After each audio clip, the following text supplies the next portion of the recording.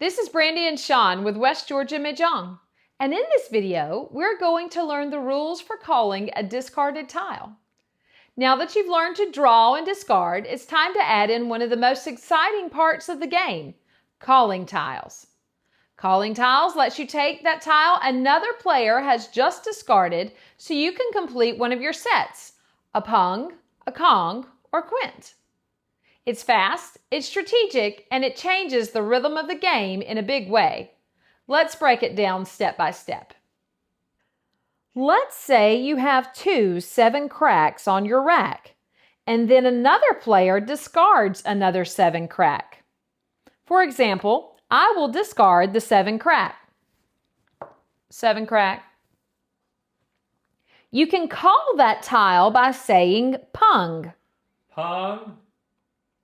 Then you take that 7 crack and lay out all 3 tiles face up on the top of your rack. That exposed set is visible to everyone, so now everyone knows you have a Pung of 7 cracks. After that, you'll discard a tile to bring your hand back to 13. 7 dot. A Kong is 4 of a kind. If you have 3 matching tiles and someone discards the 4th, you can call Kong.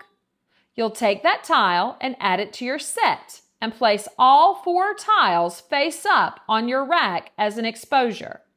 Sean will show you an example of a Kong of 4 bams.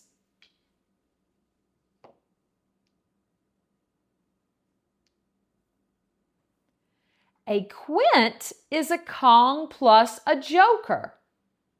So he will now show you an example of a Quint.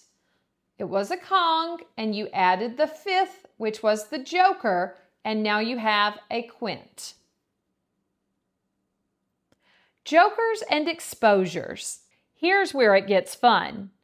You can use jokers in any exposed set of 3 or more like tiles.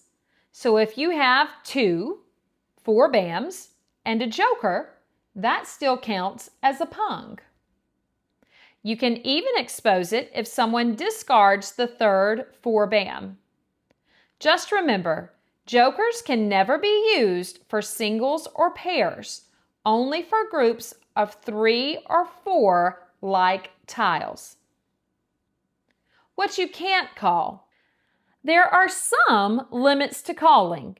You cannot call a discard to make a pair, and you cannot call if it doesn't immediately complete a set listed on your card. You also cannot call a tile to make a consecutive run, such as 1, 2, 3, or 4, 5, 6. The only exception to these rules are if the called tile will give you Mahjong. If the called tile gives you Mahjong, then you can call the tile even if it is to make a pair or a consecutive run. Also, only the most recent discard can be called. Once the next player draws and plays the next tile by either discarding it or placing it on his rack, then the previously discarded tile is dead and cannot be used again in the game. Pay close attention and be ready to act quickly if it's something you need. Turn order and priority. When a tile is discarded, everyone at the table has a chance to call it, but not all at the same time. Here's how it works. If multiple players want the same tile, the player closest to the discarder, in turn order, gets priority unless the tile is for Mahjong.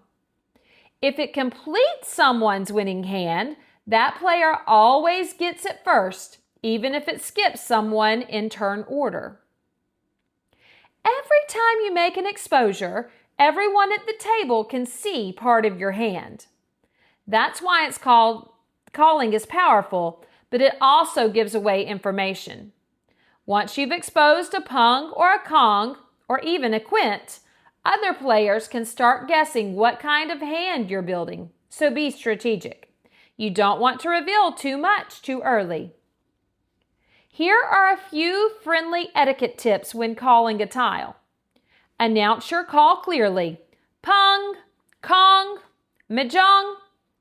Don't grab a tile without calling it first. Give other players a second to respond before discarding again. And of course, stay gracious, whether the call goes your way or not. So here's some homework.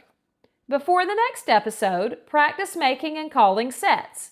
You can deal yourself a few hands and set up 2 matching tiles. Pretend a third is discarded and practice calling Pung. Lay your exposure neatly on your rack and imagine how it changes your hand. Repetition helps you feel comfortable reacting quickly in real games. That's it for this video, calling tiles, pungs, kongs, and exposures. You're getting so close to playing the full game with confidence. In our next video, we'll focus on something that brings all of this together, the jokers. A link to the video can be found in our description below. We'll talk about how to use the jokers, when to exchange them, and how they can completely turn a hand around. If you have any questions about calling tiles or exposures, please drop them in the comments below. I love hearing from you and helping you grow your Mahjong skills. Thanks for watching, and as always, if you found this video helpful, please like and subscribe to our YouTube channel. See you next time!